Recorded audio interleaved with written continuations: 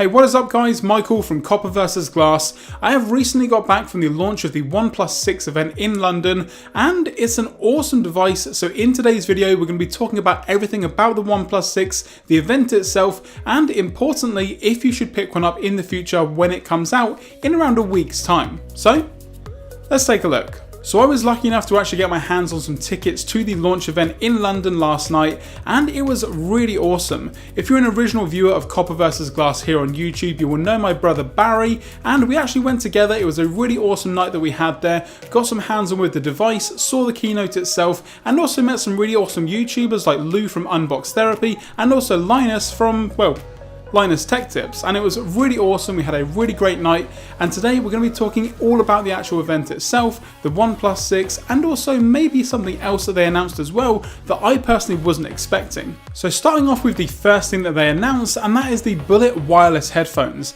Now the Bullet headphones from OnePlus have been around for quite some time now. They're actually quite nice headphones. I never got the chance to try and actually get some for myself, but they've now gone completely wireless to compete with something like the AirPods or the Pixel Buds from Google. So I'm not going to spend too much time on the actual earbuds themselves because I will be getting hold of them as soon as they come out, and I'll tell you why in just a moment.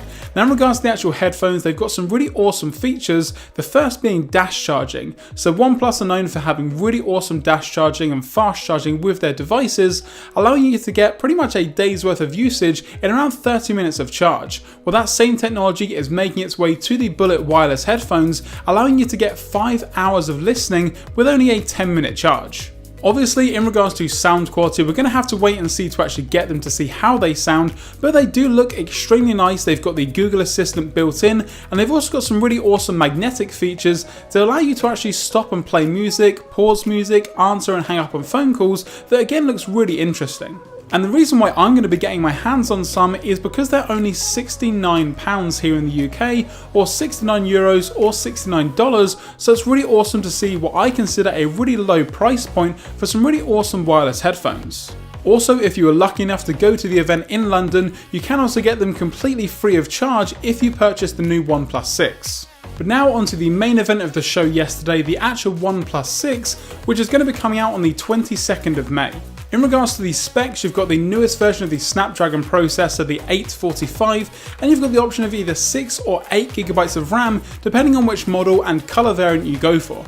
The screen comes in at just over 6 inches, and yes, it does have a notch. However, it's pretty much the smallest notch that I've seen on any device so far, maybe apart from the Essential phone of course, but it doesn't really look that bad whatsoever, and in my opinion, this is actually the best designed OnePlus device that I've ever seen. Now it is going to be an AMOLED display, so you are going to have those very deep blacks and also those really vibrant colours, and it is also still going to be 1080p. Now I know a lot of you out there are hoping for something like Quad HD or just something a little bit higher than 1080, but for me the screens on OnePlus devices have always been really good at 1080, and that really helps with the battery life as well, because you've got a lower resolution display, less pixels to push, you're hopefully going to get a little bit more battery than something like the new S9 for example. Now you're also going to have some other features as well, like face unlock in 0.4 seconds and a fingerprint sensor on the back in the middle where it should be, which is going to unlock in 0.2 seconds, so that is extremely fast. You've also got some new ways to navigate the device as well, using gestures, much like you're going to find on the iPhone, where swiping up from the bottom of the screen either on the left, right or in the middle is going to perform different actions like multitasking back and also going home. You don't unfortunately have any stereo speakers, it's still going to be just the bottom firing speaker, which is a little bit of a disappointment. I would have liked to see them implement the earpiece for example, like a lot of other devices are doing these days, which allows you to still keep the very small bezels but get that stereo sound. It's also going to be running the latest version of Oxygen OS on top of the newest version of Android as well. Now when the actual device itself launches, it's still going to be running Android Oreo, however you will be able to from day one get access to the Android P beta, and again once that does come out, it's going to be one of the first devices to be upgraded to the newest version of Android. You've got a rear dual sensor camera layout, and the dual sensor cameras kind of confused me and Barry a little bit in regards to what they actually do. When we were on the show floor playing around with the camera, we realised that there was a 2x button on the actual camera app itself, but that's actually digital, nothing in the actual cameras moves whatsoever. The two cameras are used for completely separate things. Now, it is used for portrait mode, but there's no telephoto lens, no wide angle lens, it's mainly used for low light. So you've got a 17 megapixel megapixel sensor and a 20 megapixel sensor, so again hopefully low light performance is going to be good, but it would have been good to see a different lens completely, whether that was wide angle like on an LG device for example, or a telephoto lens like on the iPhone. But as always with the camera in regards to picture quality and video quality, we're going to have to wait until we've got the device and actually test it to see how good that's going to look. Taking some pictures on the show floor, it did look extremely promising, and also looking at some examples on the OnePlus website and Instagram page, which I'll have linked down below, there's some really nice examples on there as well. In regards to some other features on the OnePlus 6, you are still going to have the headphone jack.